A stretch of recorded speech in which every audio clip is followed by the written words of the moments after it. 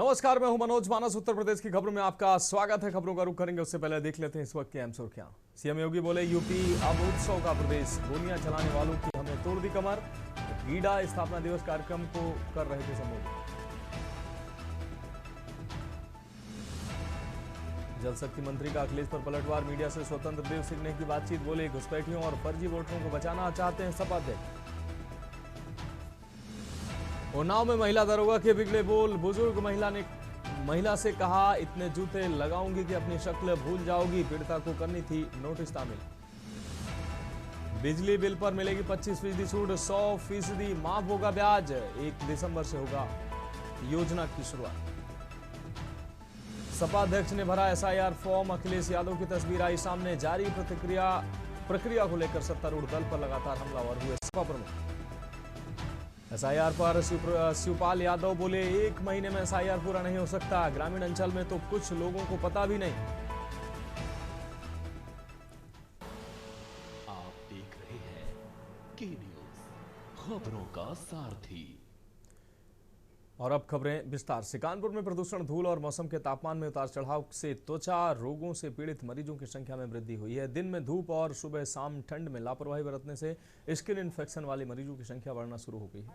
डॉक्टरों का कहना है कि सुबह शाम की ठंड के बाद कड़ी धूप में ज्यादा देर बैठना और आपको बता दें, फुल बांह के कपड़े न पहनने से मरीज इन्फेक्शन का शिकार हो रहे हैं। उधर डॉक्टर मरीजों को नियमित दवा के साथ ही बचाव की सलाह दे रहे हैं। आपको बता दें कि शनिवार को हेलट की ओपीडी में 200 से अधिक मरीज आए। इनमें खुजली, rashes, fungal infection, allergy, eczema, athlete foot व अन्य स्किन की शिकायतें लेकर परिजन पहुंच रहे हैं। वहीं डॉक्टर डीपी शिवहरे के मुताबिक मौसम में बदलाव के चलते स्किन के मरीजों में तेजी से बढ़ोतरी हुई है।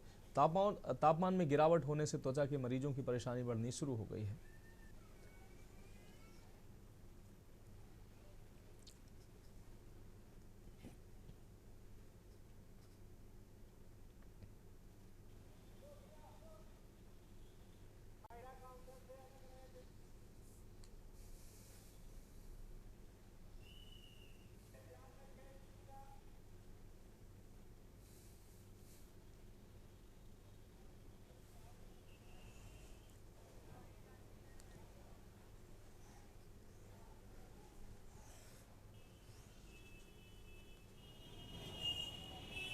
ठंडी स्किन की जो बीमारियां हैं मौसम के हिसाब से बदलती रहती हैं।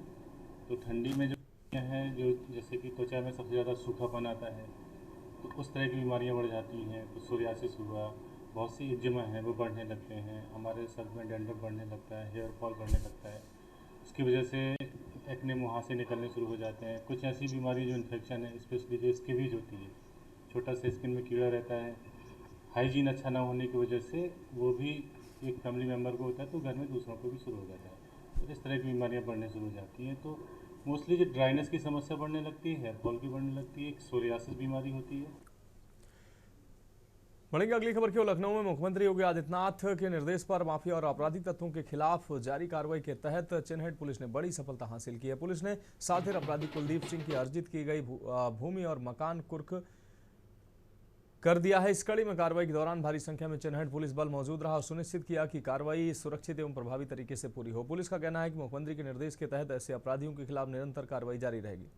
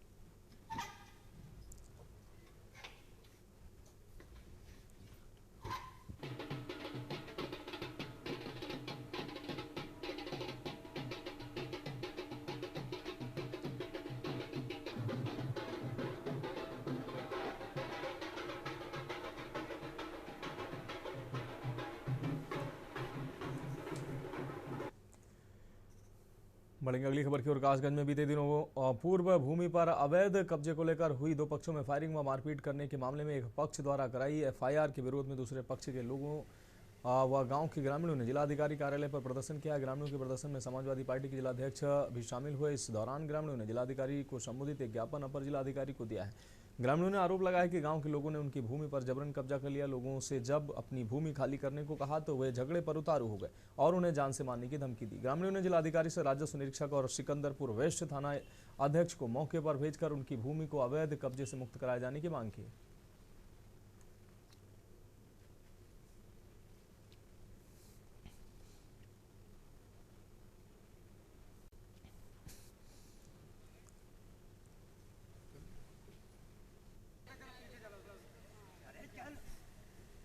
ये बरौना का एक प्रकरण है और बरौना में ये वास्तविक आवंटी है। इनकी ज़मीन है, इनके नाम पट्टा है। एक तरफ तो योगी आदित्यनाथ की सरकार ये कहती है कि हमने सारे जो भूमाफियाओं को ठीक कर दिया है और जो गरीबों के जो पट्टे उन पर कब्जा करा दिया है, लेकिन वास्तविकता यह है कि जो बीजेपी के जो गुंडे टाइप के नेता हैं वो इस तरह के भूमाफियाओं को संरक्षण दे करके गरीबों की ज़मीन पर कब्जा कर रहे हैं। और आपको मालूम होना चाहिए कि इस मामले में इन गरीब लोगों को झूठी 307 बना करके फंसाने का प्रयास किया जा रहा है। मामला सर ये है, हमारी ज़मीन है, मौरूसी ज़मीन है जो हमने चिन्हित भी करवा दी, मगर एसडीएम पटियाली से हम साइन करवाने के लिए गए थे एक पेपर ज़मीन जुतवाने के लिए पुलिस बल के लिए, मगर एसडीएम पटियाली ने हमारी एप्लीकेशन को फेंक दिया, मना कर दिया कि हम इस पर पुलिस बल का वो नहीं करेंगे, अपनी ज़मीन है जोतो जाके। तो हम ज़मीन जोतने गए तो हमें वहाँ पे लोगों ने घेर लिया, फायरिंगबाजी भी की और मारपीट लाठी डंडों से बहुत लोग हम लोगों घायल भी हैं। बढ़ेंगे अगली खबर की ओर। सहारनपुर के मिर्जापुर स्थित ग्लोकल यूनिवर्सिटी का दीक्षांत समारोह आयोजित किया गया, जिसमें विभिन्न संकायों के विद्यार्थियों को स्नातकोत्तर एवं पीएचडी की उपाधियां प्रदान की गई। इस दौरान उपाधि हासिल करने के बाद छात्र छात्राओं के चेहरे पर खुशी दिखाई दी। ग्लोकल यूनिवर्सिटी के प्रांगण में आयोजित दीक्षांत समारोह का शुभारंभ दीप प्रज्वलन और विश्वविद्यालय के कुलगीत के साथ हुआ। समारोह को संबोधित करते हुए मुख्य अतिथि एवं पूर्व सांसद प्रोफेसर ओम पाल सिंह तथा all India institute of Ayurveda के डीन प्रोफेसर डॉक्टर महेश व्यास ने कहा कि सफलता का कोई शॉर्टकट नहीं होता है। परिश्रम, दृढ़ इच्छा शक्ति और सकारात्मक सोच ही व्यक्ति को मंजिल तक पहुंचाती है। समारोह के दौरान क्रमवार सभी विभागों के विद्यार्थियों को मंच पर आमंत्रित कर डिग्रियों का वितरण किया गया।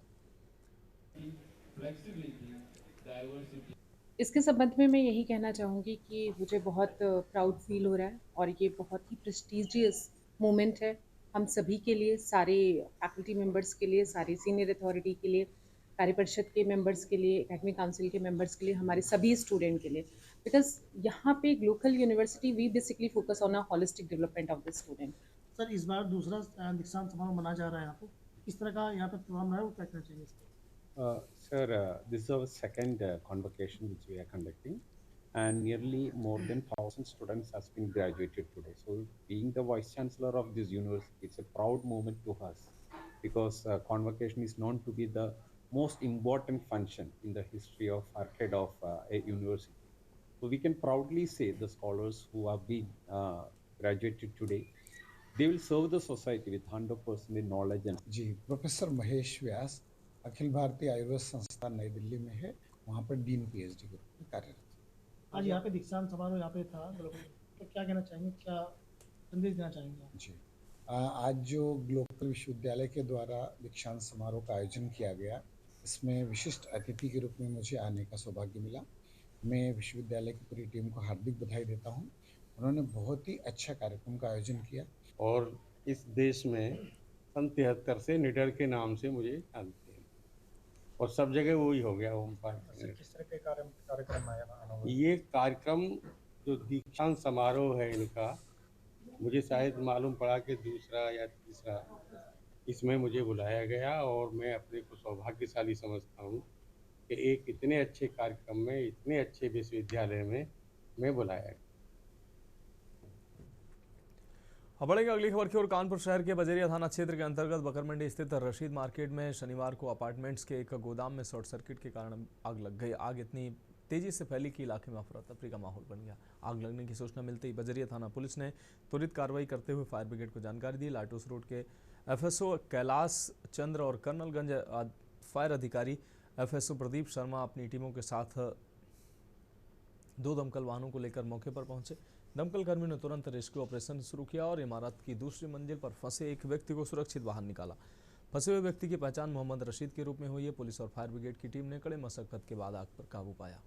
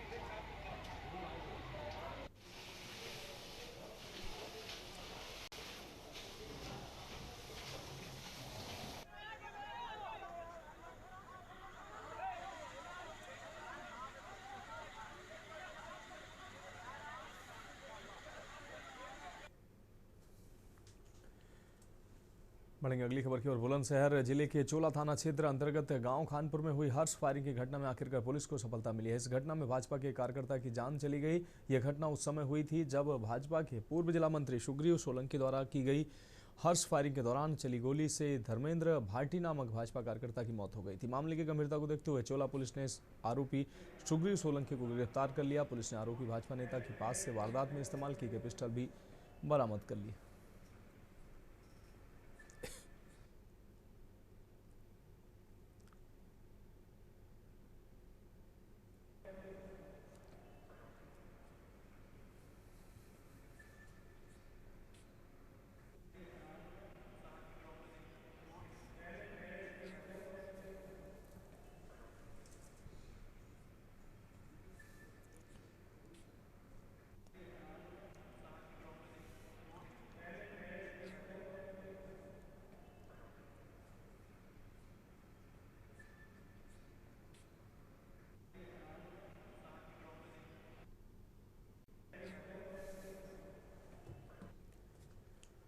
बढ़ेंगे अगली खबर की ओर। महोबा में वरिष्ठ नागरिक पेंशनर सेवा संस्थान उत्तर प्रदेश के आह्वान पर सैकड़ों की संख्या में वरिष्ठ पेंशनर्स ने हाथ में कटोरी चम्मच बजाते हुए अनोखा प्रदर्शन किया और शहर के मुख्य मार्गों से होते हुए तहसील परिसर में पहुंचकर मुख्यमंत्री को संबोधित 10 सूत्रीय मांगों को लेकर एसडीएम को ज्ञापन सौंपा। महामंत्री वीके तिवारी ने बताया कि कटोरी का मतलब हमारे बच्चे, जब हमारी कटोरी खाली होगी तो बच्चों का भविष्य खाली होगा। हम लोगों की आधी पेंशन तो इलाज में चली जाती है, आखिर हम लोग अपने बच्चों का भरण पोषण कैसे कर पाएंगे। इसलिए 8वें वेतन आयोग की सिफारिशें हमारी पेंशन पर लागू हों, इसके लिए हम लोगों ने ज्ञापन दिया है।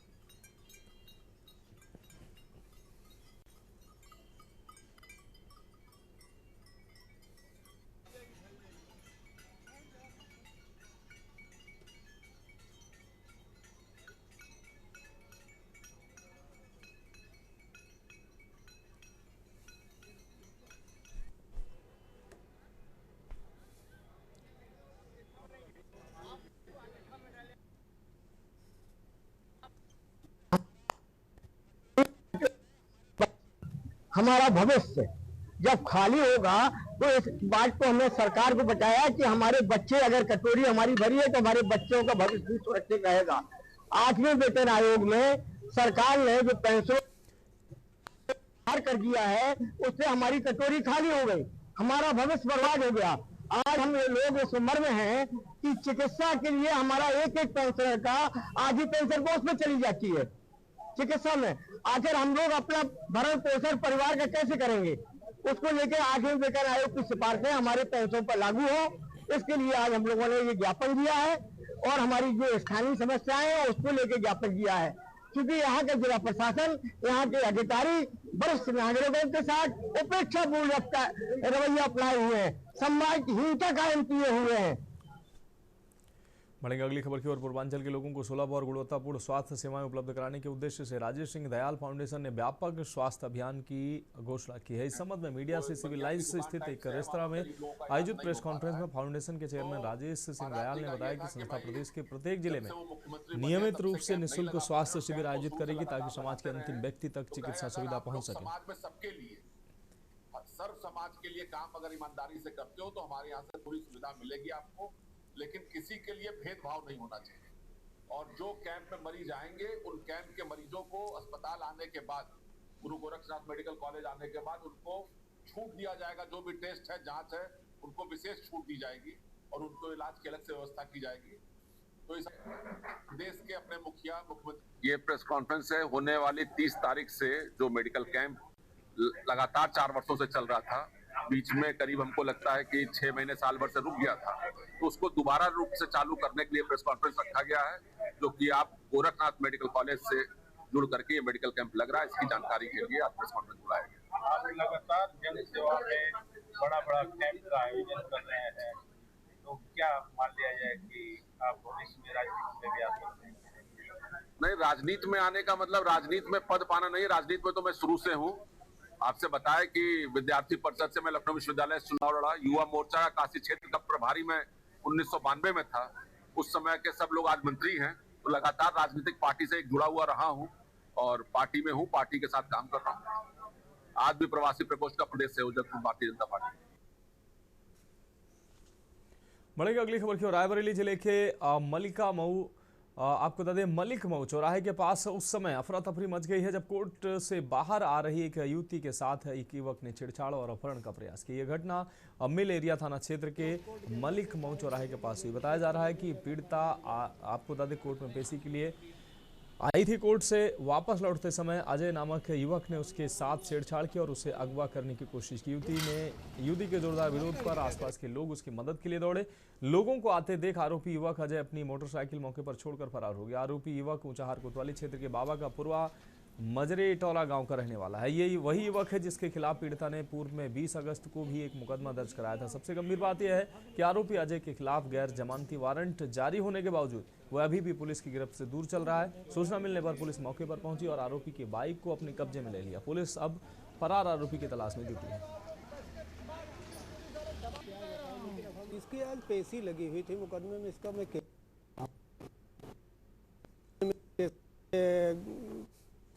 लिफ्ट के पास में इसको जो है घसीट रहा था, पकड़ रहा था। अपहरण का मुकदमा इसके ऊपर चल रहा है।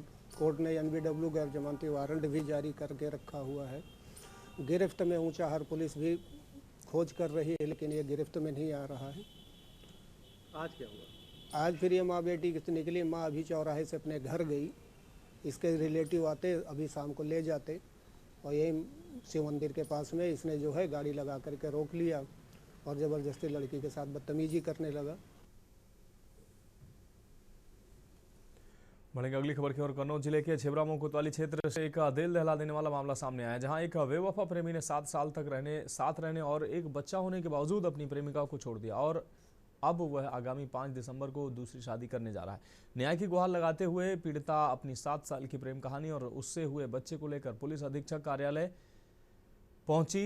पीड़िता के अनुसार उसने अपने प्रेमी के साथ प्रेम विवाह किया था और दोनों ने 7 साल तक पति पत्नी की तरह जीवन व्यतीत किया। इसी दौरान उन्हें एक बच्चा भी हुआ। हालांकि अब प्रेमी ने अपने पिता की जायदाद से बेदखल करने की धमकी के चलते अपनी प्रेमिका और बच्चे को घर से निकाल दिया है। पीड़िता का आरोप है कि प्रेमी द्वारा धोखा दिए जाने और दूसरी शादी की तैयारी करने के संबंध में उसने छिबरामऊ थाने में कई बार शिकायत दर्ज कराई, लेकिन स्थानीय पुलिस द्वारा कोई कार्रवाई नहीं की गई है। न्याय से वंचित रहने के बाद प्रेमिका मजबूरन अपने छोटे बच्चे के साथ SP ऑफिस पहुंची, जहां उसने उच्च अधिकारियों से अपने वैवाहिक अधिकारों और बच्चे के भविष्य के लिए न्याय दिलाने की भावुक अपील की।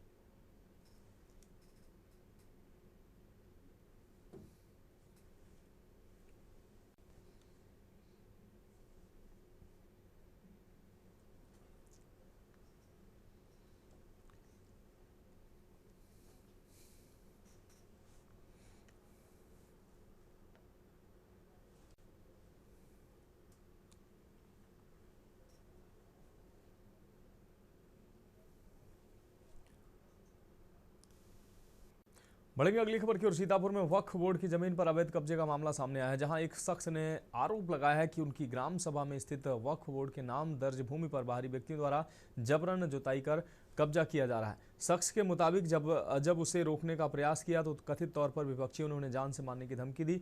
पीड़ित पक्ष का आरोप है कि दोनों आरोपी भूमाफिया प्रवृत्ति के लोग हैं और दबंगई के बल पर अवैध कब्जा बनाए हुए हैं। पीड़ित ने इस पूरे प्रकरण की शिकायत उच्च अधिकारियों से की है।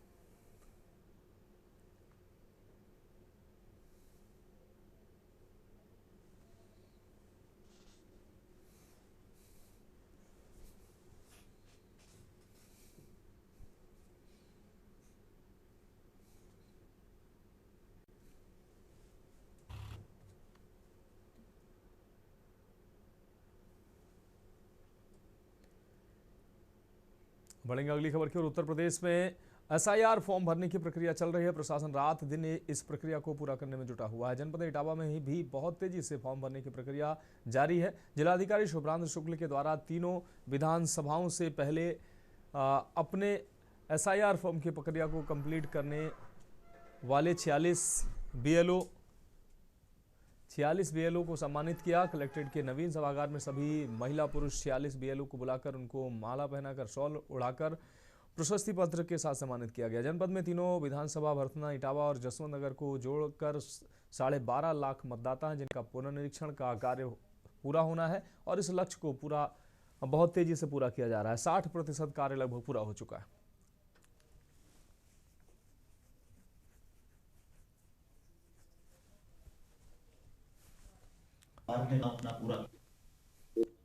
जानते हैं कि भारत निर्वाचन आयोग के निर्देशानुसार एसआईआर 2025 का जो कार्य है हमारे जनपद इटावा में भी ये जो है चल रहा है और इस जनपद में 3 विधानसभा क्षेत्र हैं और तीनों विधानसभा में 12,23,000 मतदाता हैं लगभग।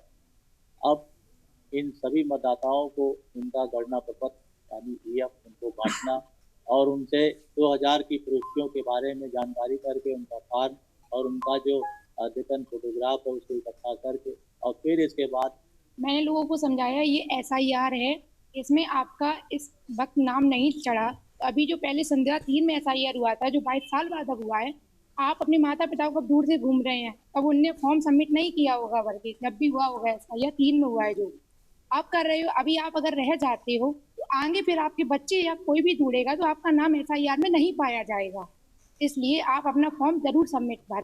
चैलेंजिंग तो काफ़ी था, गांव में जाते थे, लोगों को समझाया भी गणना प्रपत्र के बारे में। 2 प्रतियों में दिया गया, 1 प्रति हमें वोटर को देना था और 1 प्रति हमें भर के अपने पास रखनी थी। तो काफ़ी समझाया, समझाने के बाद ऐसा नहीं है, लोगों ने उस चीज़ को समझा और मुझे बाकायदा अपना जो भी बायोडाटा उनसे मांग रहे थे तो वो उन्होंने दिया। क्या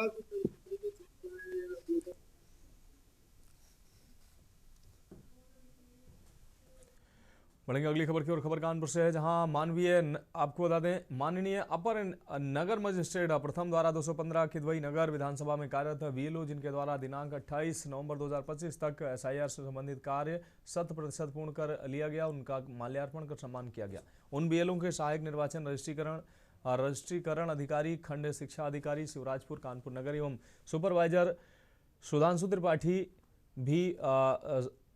त्रिपाठी मयंक पांडे हैं। ये कार्यक्रम सुभाष स्मारक इंटर कॉलेज साकेत नगर में आयोजित किया गया।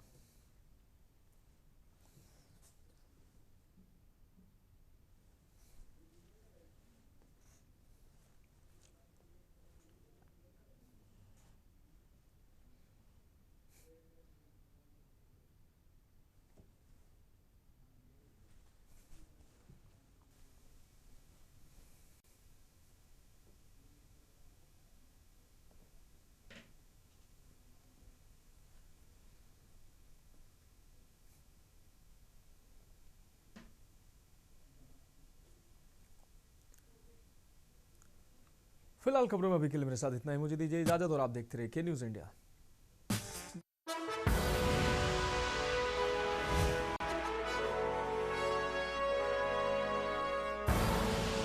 आप देख रहे हैं के न्यूज़, खबरों का सारथी।